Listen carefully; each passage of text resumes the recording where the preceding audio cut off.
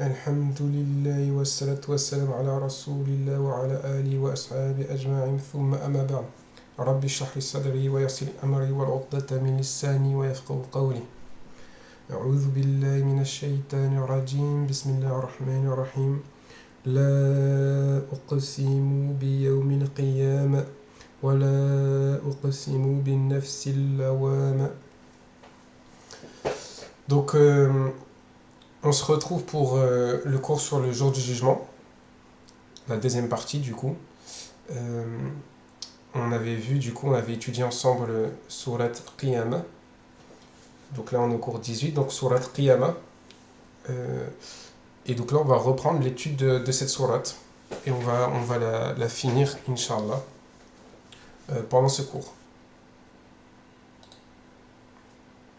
Donc on est bien sûr toujours, comme je l'ai expliqué, dans le chapitre de la foi au jour du jugement. Et on est à Surat Al-Qiyamah. Donc,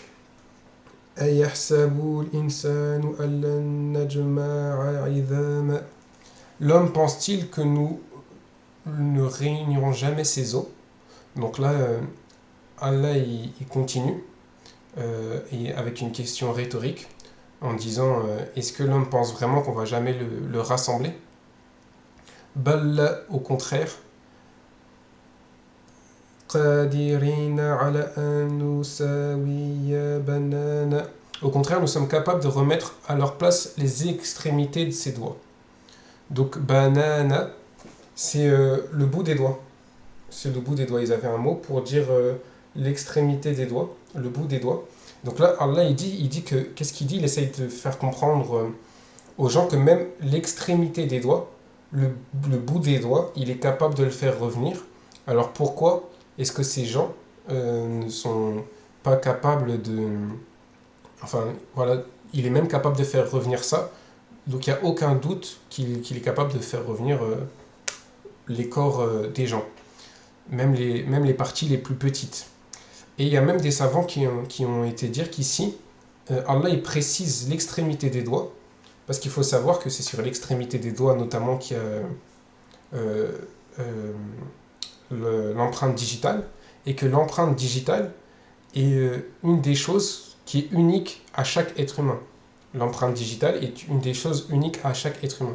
Et ça serait une des sagesses pour laquelle Allah ici il aurait précisé le bout des doigts, pour nous dire qu'il va tous nous ressusciter de manière unique, comme on était ici, tous différents. On va tous être ressuscités exactement comme on est. Balla yuridul insanu liyafjura amama. L'homme voudrait plutôt exploser à ce qu'il y a devant lui. Ça serait la traduction littérale. Parce que fujur, ça veut dire exploser. C'est pour ça que le matin, en arabe, la prière, on l'appelle la prière de Fajr, parce que la lumière du soleil explose la nuit, explose dans la nuit. Et donc ça vient de là, Fujur. Et donc en fait, ça c'est quelqu'un... Donc là, en fait, Allah, il décrit que l'être humain, il veut être impulsif. C'est dans sa nature d'être impulsif. C'est dans sa nature d'être impulsif, c'est-à-dire que quand il veut quelque chose, il a une tendance à le vouloir tout de suite et à pas vouloir se contrôler. Il n'y a pas de frein. Il pense pas aux conséquences. Quand il veut quelque chose, il le fait tout de suite. Il a du mal à attendre au feu rouge. C'est quelque chose qu'il n'aime pas. Il a du mal à attendre dans les queues de supermarchés, de trains et tout. Il est impulsif, il est impatient. Il veut tout de suite, il n'aime pas attendre. Et ça amène notamment à la mentalité de vouloir faire que ce qui nous semble agréable. On veut faire que ce qu'on trouve agréable, ce qu'on trouve plaisant. Et on veut faire que ce qui nous fait plaisir sans penser aux conséquences. Sans penser aux conséquences. Sans réfléchir en fait. Vivre le moment. Ça, c'est un peu ça. Ça serait un peu ça la mentalité de l'être humain en général, c'est qu'il veut vivre le moment et il ne pense pas aux conséquences, il ne pense pas au futur. Et notamment, par exemple, il y a même des marques qui font leur marketing sur ça. Par exemple, Nike, le slogan c'est Just Do It. Fais-le juste. Comme si, normalement, Justement, c'est le contraire. Tu dois réfléchir, tu dois. Mais là, c'est fais le juste, ne pense pas, sois impulsif et obéis à tes pulsions. Et là, Allah, il critique l'être humain justement dans le fait qu'il a cette tendance à obéir à ses pulsions sans penser aux conséquences de ses actions et aux conséquences de suivre ses pulsions qu'il a en lui. Il continue. Yas'alu ayyana yawm al-qiyamah. Et il demande à quand le jour de la résurrection. Donc ça, Allah, il décrit les gens en général qui ne croient pas au jour de la résurrection et il demande de manière rhétorique ou sarcastique. Et c'est quand ce fameux jour de la résurrection? C'est une manière de dire qu'on n'y croit pas. Et là, Allah répond Fa'idha bariqu basar, quand la vue sera éblouie, submergée de lumière. Tel, ça décrit qu'au jour du jugement, on sera, tellement qu'il y aura de la lumière, on aura les yeux plissés, on sera ébloui par cette lumière. D'ailleurs, excusez-moi, j'ai une petite erreur qu'on va régler tout de suite. Ok. Wa ghassafa al-qamar, et que la lune s'éclipsera. Wa jumi'a shamsu wal qamar, et que le soleil et la lune seront réunis. Donc, comme certains le savent et peut-être certains ne le savent pas, au jour du jugement, le soleil va se rapprocher de la terre, ou la terre se rapprocher du soleil, mais en tout cas, le soleil et la terre seront plus proches qu'à l'heure actuelle, au point où que la lune sera absorbée par le soleil. Il n'y aura plus de lune. Et c'est ce que Allah décrit ici.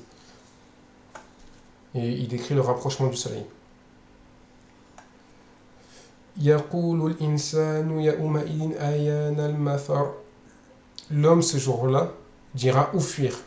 C'est-à-dire que l'homme en général comprendra l'importance et la gravité de ce jour, le jour où toutes ses actions, depuis qu'il est, toutes ses actions seront jugées. Il comprend l'importance et la gravité de ce jour et il cherche un endroit où fuir. Al-mafar. Kalla la wazar. Pas du tout. Non, il n'y a pas de refuge. Point de refuge. Wazar, ça veut dire quelque chose de lourd. Et pourquoi les Arabes l'utilisent comme un refuge? Parce que quand on veut être protégé par quelque chose, il faut que ça soit quelque chose de lourd, d'épais. Si vous voulez être protégé, par exemple vous faites attaquer, vous voulez être protégé par une porte, si vous voulez que cette porte se protège, il faut que cette porte elle soit lourde, elle soit épaisse. Autrement, si elle est légère, ben, il y a juste à mettre un coup de poing ou à prendre n'importe quel outil et on peut la casser. Mais si elle est lourde, ben, c'est-à-dire qu'elle va vous protéger. Et c'est pareil comme un bunker aussi. On va se cacher, et ben, on est plus en sécurité dans quelque chose de lourd. Parce que ça veut dire que c'est puissant et que c'est ferme. Donc, non, ce jour-là, point de refuge. Illa rabbika yawma idin mustaqar. Vers ton Seigneur, ce jour-là sera le retour. Alors, bon, faut vraiment comprendre que la langue arabe a des petites subtilités. Ici, mustaqar, c'est un point de retour, mais qui est temporaire. C'est-à-dire que c'est pas un endroit où on va rester. C'est un endroit où on va retourner, mais on va pas y rester. Donc là, Allah, en utilisant ce mot, qu'est-ce qu'il décrit? Il décrit que quand on va être jugé, ça va être un moment temporaire. Et après ce moment temporaire, on va être redirigé vers un autre endroit. Rien qu'avec ce petit mot, il nous fait comprendre que c'est pas le jour du jugement, c'est pas la destination, c'est une étape avant la destination.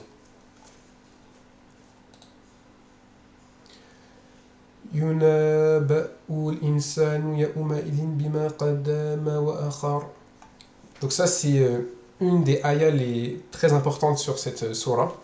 L'homme sera informé ce jour-là de ce qu'il aura avancé et de ce qu'il aura remis à plus tard. Donc ici, ce que l'homme il a avancé, c'est ce que l'homme il a donné de l'importance. Et ce qu'il aura remis à plus tard, ce qu'il aura retardé, c'est ce que l'homme il a donné moins d'importance. Donc là, Allah il nous dit quoi? Il nous dit concrètement ce qui différencie, une des choses en tout cas principales qui différencie une bonne personne d'une mauvaise personne, c'est à quoi elle a donné de l'importance et qu'est-ce qu'elle a délaissé, à quoi elle n'a pas donné d'importance. Parce qu'on sait tous que ce qui a de l'importance, on va le faire en premier, et ce qui n'a pas d'importance, on va le retarder. On va le retarder jusqu'à parfois le délaisser. Et c'est ça la grande différence entre l'homme, celui qui est un homme bon et un homme mauvais, et un croyant et un non-croyant. Et c'est pour ça que le musulman, il doit vraiment avoir une mentalité de retour sur investissement. Qu'est-ce que ça veut dire un retour sur investissement? C'est quand tu fais quelque chose, tu fais la chose qui va te rapporter le plus. Donc nous, en tant que croyants, quand on fait une action dans la journée ou comment on organise notre journée, on doit organiser notre journée à essayer de faire ce qui va faire le plus de bien. On doit essayer de faire ce qui a le plus de bien, parce que tout a un coût. Tout a un coût dans la vie, et le coût minimum de toute chose, c'est le temps. Il y a des choses, ça va te coûter du temps, ça va te coûter ta dignité, il y a des choses, ça va te coûter du temps, de l'argent, etc. Et il faut voir c'est quoi la contrepartie. La contrepartie, euh, par exemple, j'ai n'importe quoi, sortir avec une femme avant le mariage, en tant que musulman, c'est quoi les points positifs?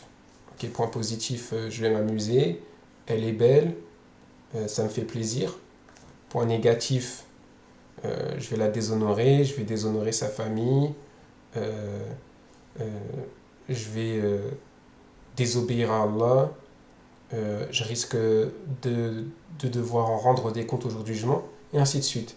Le musulman, il doit faire cette balance de qu'est-ce qui est important, qu'est-ce qui n'est pas important, et qu'est-ce qui est bien et qu'est-ce qui n'est pas bien, tout au long de sa journée, pour qu'il avance, pour qu'il mette de l'importance sur les choses qui ont de la valeur, et qui délaisse ou qui remet à plus tard les choses qui ont moins d'importance, moins de valeur.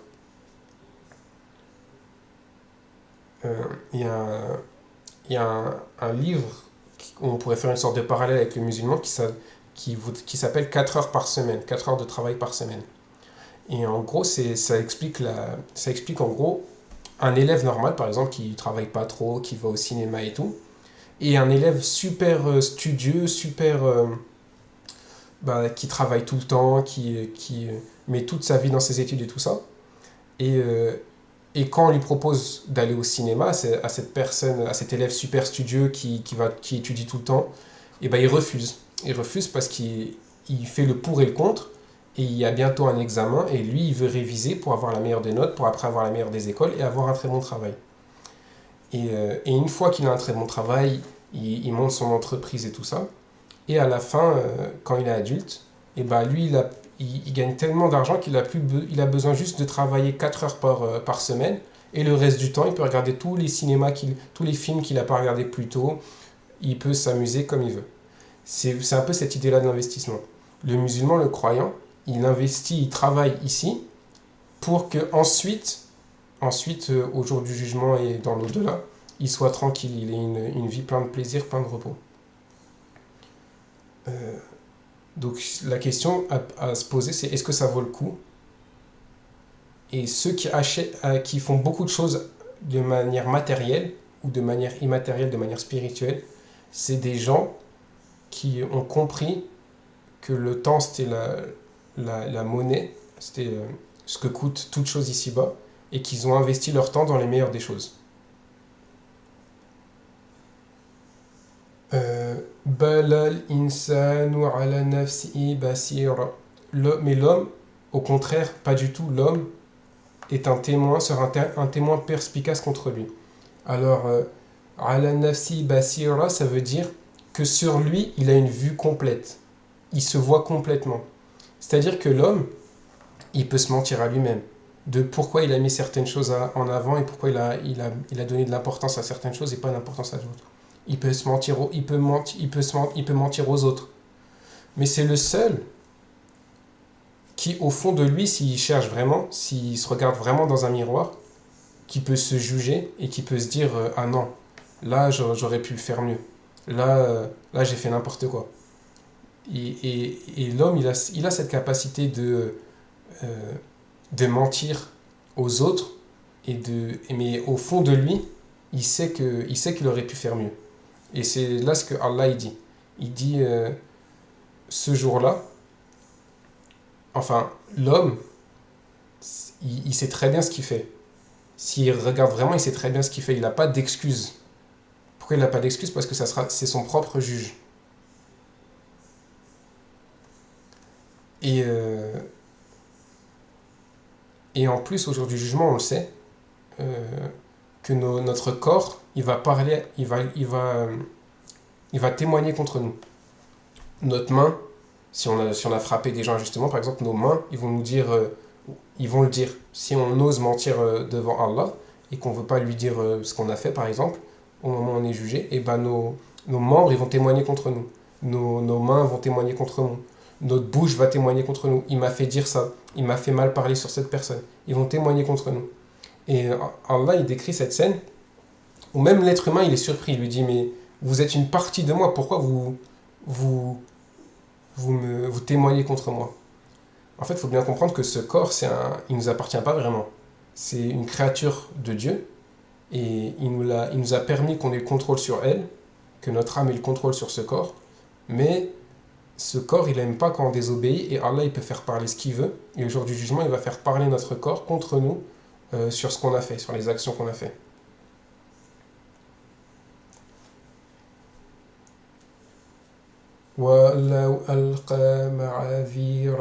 Mais plutôt, il présente des excuses. Donc ça, c'est vraiment la mentalité humaine.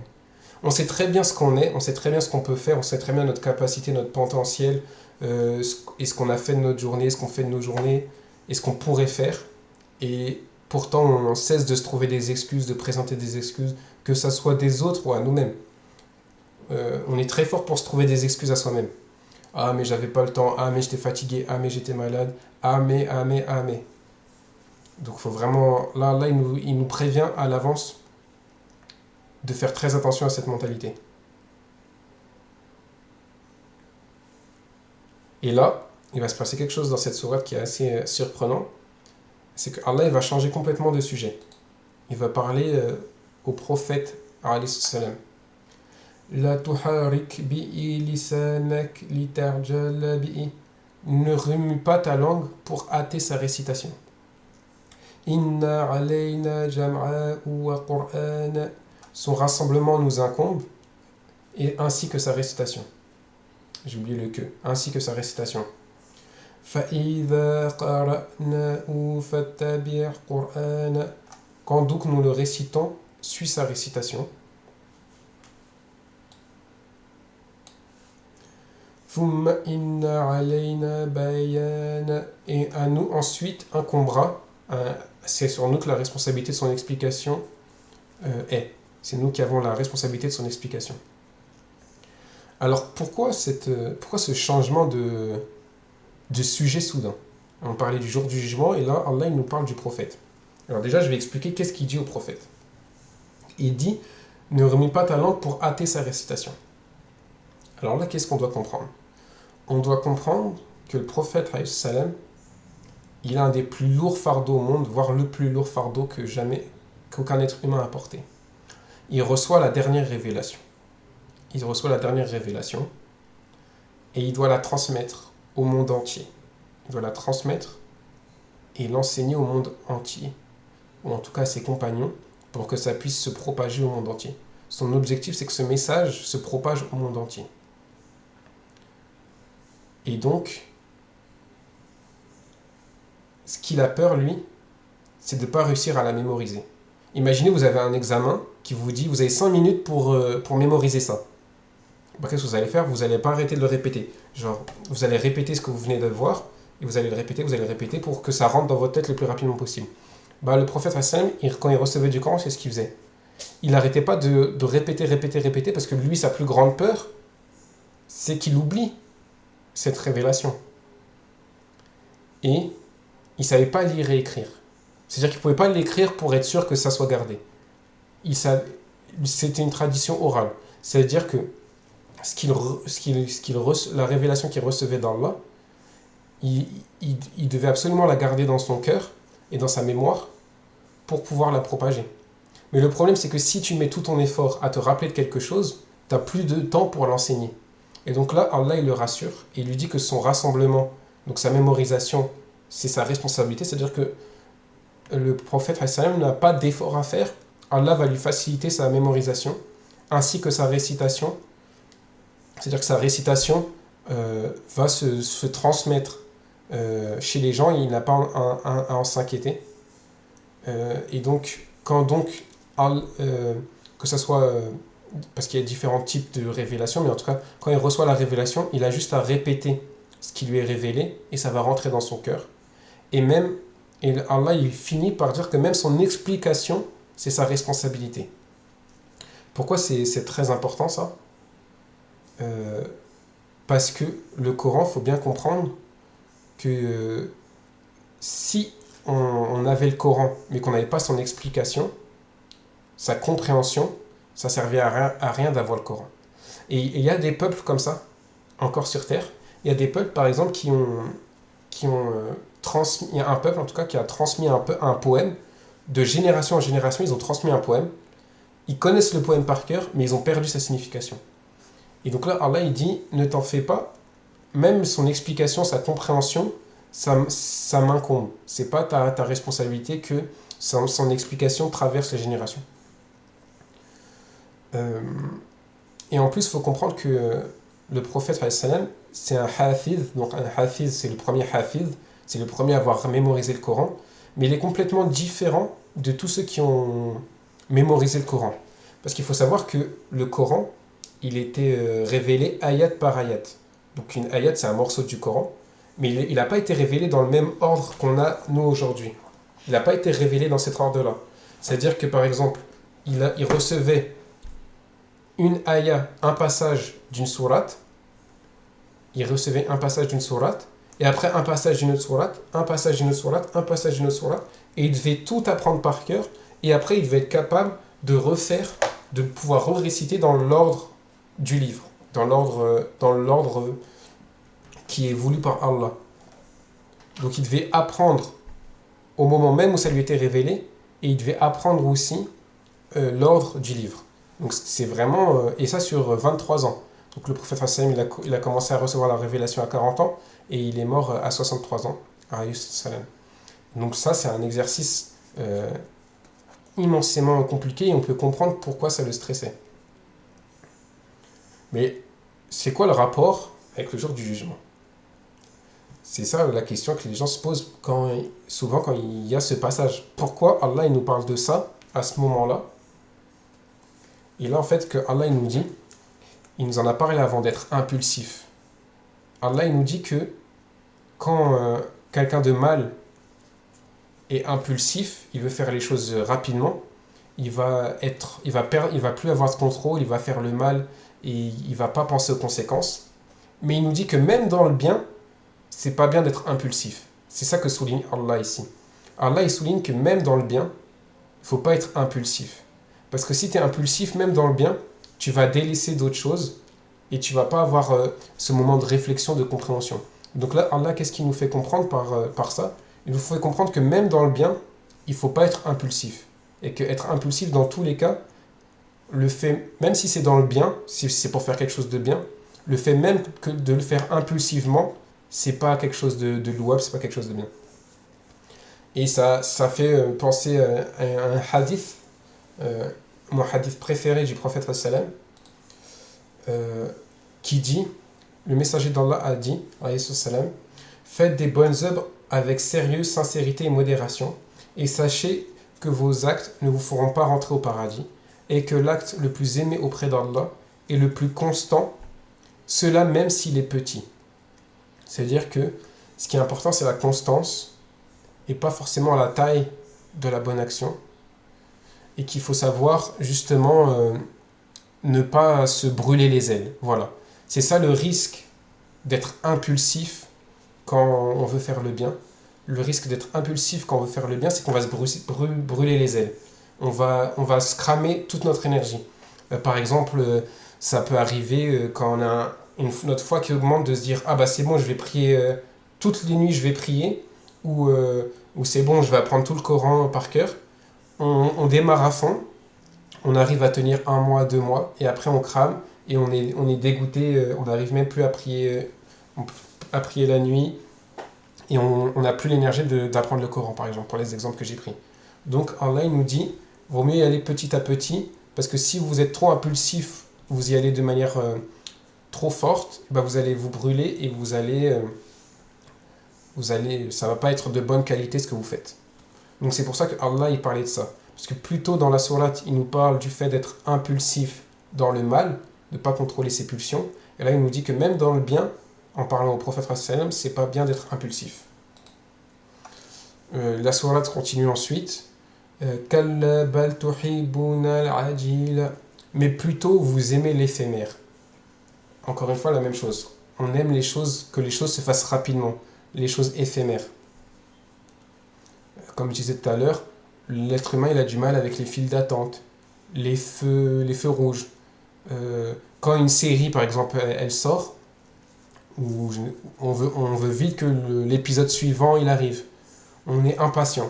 C'est vraiment l'impatience ici qui est soulignée et l'impulsivité qui était soulignée plus tôt.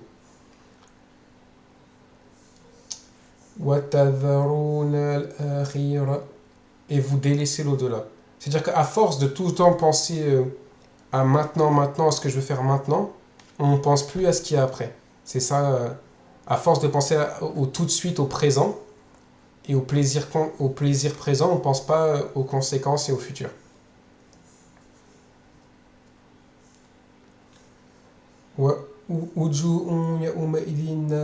Ce jour-là, il y aura des visages resplendissants. Qui regarderont leur Seigneur. Ce jour-là, il y aura des gens qui seront... Ça se verra sur leur visage, qui seront heureux, qui seront remplis de bonheur, remplis de lumière. Et ceux-là, ils regarderont leur maître, leur Seigneur.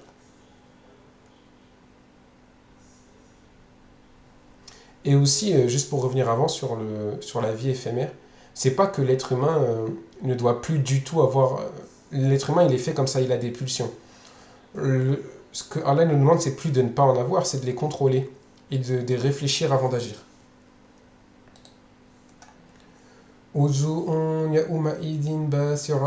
Et ce jour-là, il y aura des visages assombris, tristes. On verra, il sera visible de l'extérieur qui seront déprimés, désespérés.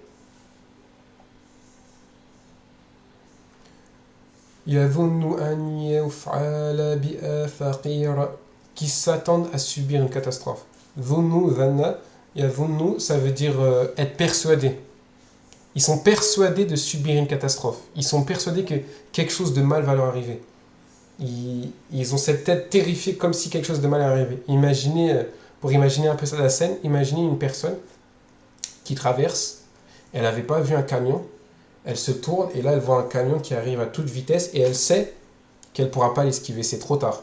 Elle va faire une tête de peur, et ce jour-là ils auront ce visage-là. Parce qu'ils seront persuadés que avec le mal qu'ils ont fait, ils vont subir une catastrophe. Ils vont être rétribués pour le mal qu'ils ont fait.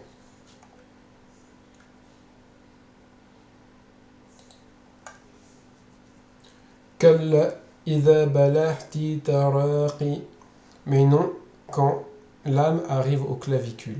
Donc quand l'âme va sortir par la gorge, quand l'âme va sortir. Pourquoi Allah il nous parle de la mort là? Parce qu'il y a toujours ce sous-entendu que l'être humain, il peut retarder, il peut se dire « Ah, mais le jour du jugement, c'est dans longtemps. Le jour du jugement, tu m'en parles. Ça fait 1400 ans qu'ils attendent le jour du jugement, au moins, au minimum. Depuis la venue du prophète, ils attendent le jour du jugement. Et regarde, bon, ça va, c'est dans longtemps le jour du jugement. » Non, Allah, il parle de ta mort. Qu'Allah, quand l'âme va sortir, quand l'âme va arriver au clavicule et qu'elle va sortir, quand elle va arriver à la gorge et qu'elle va sortir.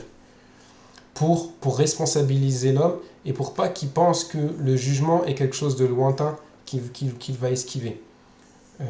Car l'être humain qui réfléchit sait que la mort peut être une question de secondes, même s'il est jeune, et peut être une question de mois, ou une question d'années, ou une question de dizaines d'années, et que c'est pas quelque chose qu'il peut savoir, c'est pas quelque chose qui est dans son contrôle. Et donc là, qu'est-ce qu'il dit cet homme qui est sur le point de mourir? Ouais. Pardon. وَقِيلَ مَنْ رَاقٍ. Donc là, il faut savoir qu'il y a une particularité de récitation. Normalement, si on devait réciter normalement, enfin de manière fluide, on dirait وَقِيلَ مَا رَاقٍ. Sauf que là, le prophète sallam, il nous a appris à réciter comme ça. وَقِيلَ مَنْ رَاقٍ. C'est comme si on jouait, on s'imprégnait de la personne qui va mourir et qui demande qui peut me soigner. Il faut savoir qu'Al-Raq, l'exorciseur, ça serait quelqu'un qui par sa parole pourrait te soulager, te soigner, faire une prière sur toi.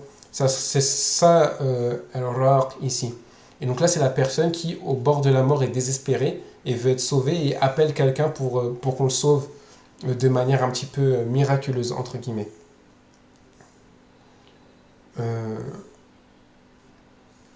وَظَنَّ أَنَّهُ الْفِرَاقُ. Et quand celui qui agonise, il est convaincu, il est persuadé qu'il va mourir, que c'est le moment de la séparation.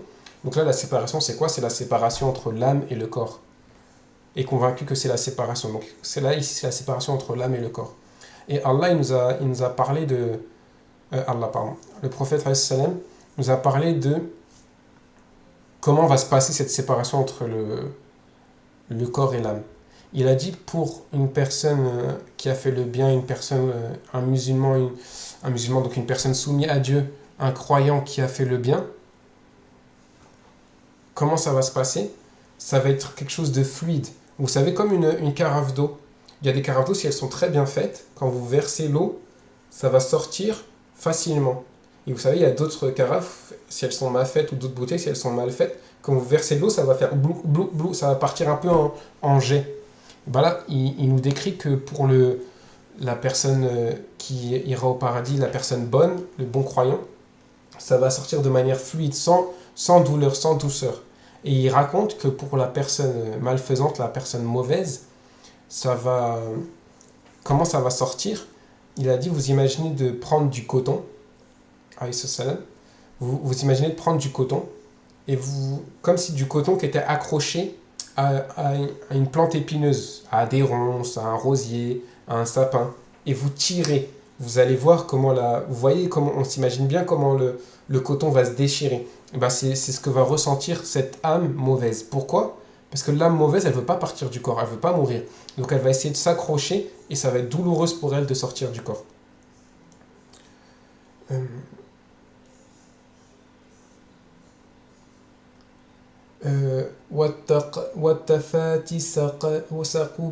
Et que la jambe s'enlance dans la jambe. Et donc là, qu'est-ce que ça veut dire? C'est, vous savez, en tout cas, quand les gens souffrent énormément ou sont sur le point de mourir, les jambes, elles s'entrelancent comme ça, et voilà, la personne meurt. Et donc c'est ça que ça décrit, cette image. Ça décrit vraiment une agonie douloureuse où la personne va mourir. Donc voilà, je répète, mais ici, pourquoi Allah il nous parle de la mort? Pour pas qu'on se dise, ah, mais le jour du jugement, c'est loin, alors que la mort, c'est proche. En fait, qu'est-ce que Allah il essaye de nous faire comprendre ici?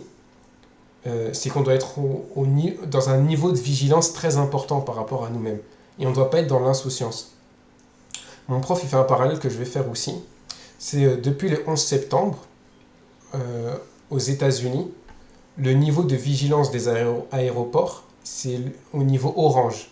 C'est-à-dire que maintenant, à chaque fois que tu prends l'avion, on fait un contrôle métallique sur toi pour voir si tu n'as rien en métal. On te fait une fouille, etc. Il y a toute une procédure de vigilance qu'avant, il n'y avait pas. Avant, il n'y avait pas toutes ces procédures que nous, on a toujours connues. De vérifier, de se faire passer dans des portails métalliques pour voir si tu n'as pas d'objets dangereux, de faire passer les bagages pour voir à l'intérieur ce qu'il y a, etc. Et donc là, c'est la même chose. C'est maintenant qu'on sait qu'on va mourir et qu'on va être jugé, on doit être responsable de ça et toujours être vigilant. Vigilant de nos actions, vigilant de faire le bien et pas vigilant de faire le mal. Et j'ai vu une vidéo il n'y a pas longtemps qui m'a impacté dans ce sens-là, de se dire, imaginez maintenant sur votre calendrier, il y avait marqué demain, jour du jugement. Demain, c'est le jour du jugement. Comment serait votre réaction vos relations avec les gens? Est-ce que vous serez plus gentil, plus souriant? Est-ce que vous pardonnerez plus? Est-ce que vous serez plus d'efforts? Est-ce que vous serez plus sincère dans vos prières? Donc, faut vraiment pas qu'on s'imagine que ce sont des choses lointaines. Personne ne sait quand il va mourir. Et il y a beaucoup de gens qui sont morts alors qu'ils pensaient qu'ils allaient mourir vieux. Donc, il faut vraiment faire attention à ça. Pas dans le sens d'avoir peur, mais dans le sens d'être responsable de ce qu'on fait et de œuvrer dans le bien. Et de profiter du temps qu'on a pour œuvrer dans le bien. Je continue donc, ayah numéro 30. Illa rabbika ya'uma idin masaq. Ce jour-là, c'est vers ton Seigneur que tu seras conduit.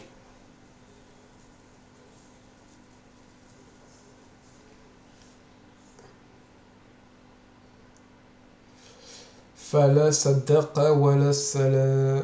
Mais il n'a ni cru, ni fait la salade. Donc faire la salade, pour ceux qui ne savent pas, c'est faire la prière. Donc il n'a ni cru, ni fait la prière. Donc là, qu'est-ce qu'on comprend?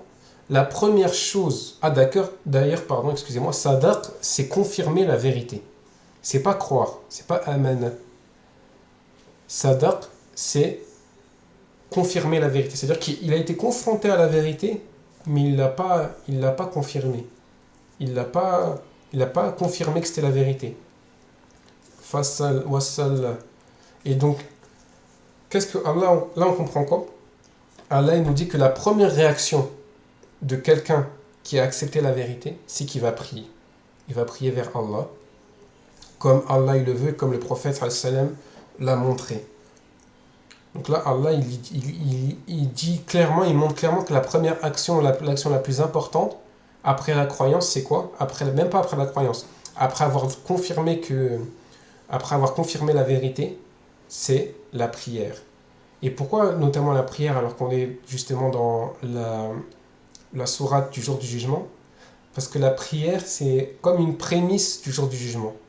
Dans le sens où c'est un moment où on est seul avec Allah et on parle avec Allah et on oublie tout ce qu'il y a autour. Comme au jour du jugement. Au jour du jugement, on va être jugé par Allah et tout ce qui est autour de nous, on va l'oublier. On va même pas y faire attention et on va se concentrer que sur notre relation avec Allah. Ben, la prière, c'est la même chose. Quand on prie, on n'a pas le droit de parler, de regarder autour. On doit être concentré et parler directement avec Allah.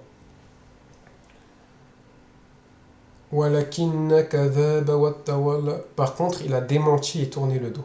Donc là, Allah, il oppose quoi? Confirmer la vérité, saddaqa, et démentir.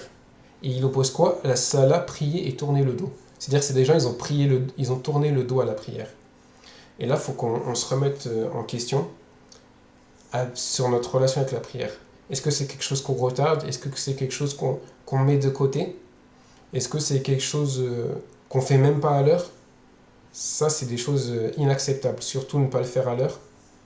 C'est quelque chose d'inacceptable parce que c'est, comme on le voit ici, l'action, c'est l'action elle-même qui représente notre lien avec Allah. Et d'ailleurs, Salah, comme on le verra sûrement plus tard, ça veut dire le lien avec Allah. Ça veut dire le lien. Donc on en comprend l'importance.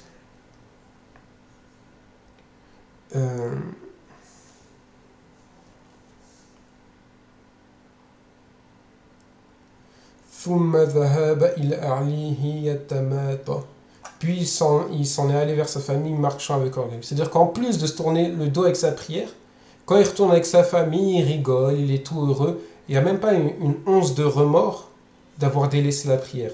Il se sent bien. Il n'y a aucun problème pour lui dans ça. C'est la personne ici qu'il faut éviter d'être, que nous décrit Allah. أولى لك فأولى ثم أولى لك فأولى. Malheur à toi, malheur. Et encore malheur à toi, malheur. Ici, malheur, c'est dans le sens soit maudit. La traduction pourrait être maudit sois-tu, maudit sois-tu. Et encore maudit sois-tu, maudit sois-tu. Pourquoi 4 fois? Parce que une première fois au moment de la mort. Au moment de la mort, tu vas réaliser que cette personne, elle va réaliser qu'elle a fait le mauvais choix durant sa vie et qu'elle a eu une mauvaise mort. Quand son âme va être arrachée, et qu'elle va monter au premier ciel et que les anges vont dire ah c'est quoi cette âme puante et qu'elle va être ramenée dans la tombe et que ceux qui ont ça, justement ceux qui ont une mauvaise vie et qui auront une mauvaise mort, au moment de la tombe, donc au moment de la tombe c'est le deuxième malheur, leur tombe va se resserrer et le prophète il nous a décrit que la tombe des gens mauvais va se resserrer au point où leurs côtes vont se serrer comme ça entre elles et ils verront, ils auront une vision de où ils seront en enfer. Alors que la personne qui sera la personne bienfaisante à qui est destiné le paradis, elle va monter les 7 cieux et les anges vont dire oh quelle bonne odeur à cette âme, et elle va être auprès d'Allah et après elle va redescendre dans la tombe et sa tombe sera élargie d'une manière immense jusqu'à qu'elle puisse pas en voir, elle sera à l'aise dans sa tombe et elle pourra y voir sa place au paradis.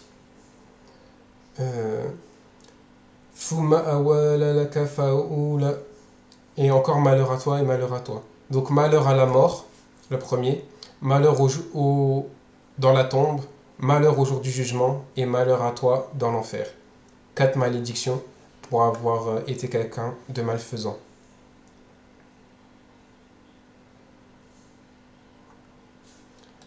Donc là, Allah, on continue toujours dans Surat Al-Qiyamah, donc toujours pour nous faire prendre conscience du jour du jugement.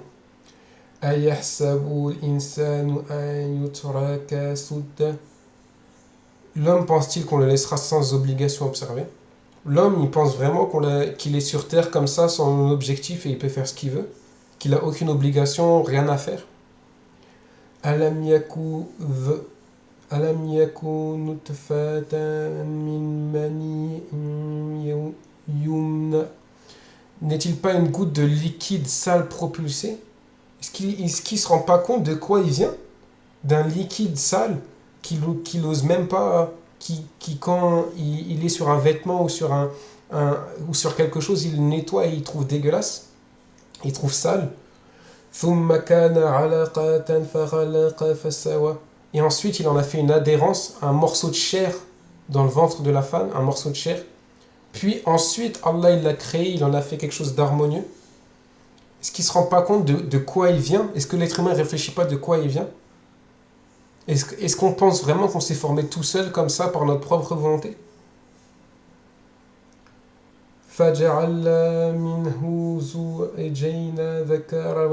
Puis il en a fait sortir de cette chair, ce bout de chair, puis cette chose harmonieuse, 2 éléments d'un couple, soit un mâle, soit une femelle.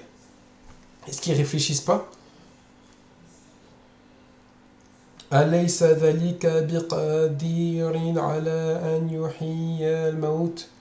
Celui-là, Allah, n'est-il pas capable de refaire revivre les morts?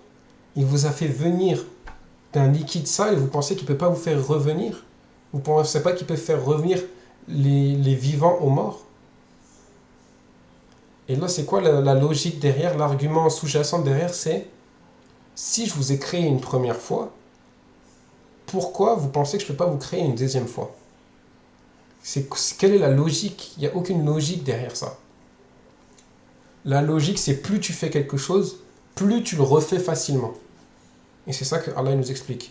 Vous savez très bien, vous les humains, quand vous forgez une épée, par exemple, ou je ne sais pas, vous fabriquez quelque chose, la première fois, peut-être vous allez très mal le faire, la deuxième fois un peu mieux, et de plus en plus, vous allez améliorer. Pourquoi vous pensez que celui qui vous a créé une fois, il ne va pas pouvoir vous recréer une deuxième fois? Donc voilà, là c'est la fin de Surat Al-Qiyamah. Il y a plusieurs passages dans le Coran qu'on peut choisir pour parler du jour du jugement, mais cette sourate est vraiment pas mal pour comprendre que l'être humain il doit faire très attention à sa situation, à se rendre compte dans quelle situation il est, à se rendre compte qu'il a une nature impulsive où il préfère le plaisir présent plutôt que de réfléchir et d'agir sagement et de faire le bien pour avoir un plaisir et un bonheur éternel, le paradis et tout ce qu'on a vu dans la sourate. Donc je vais couper l'enregistrement ici et si vous avez des questions n'hésitez pas. Assalamu alaikum wa rahmatullahi wa barakatuh.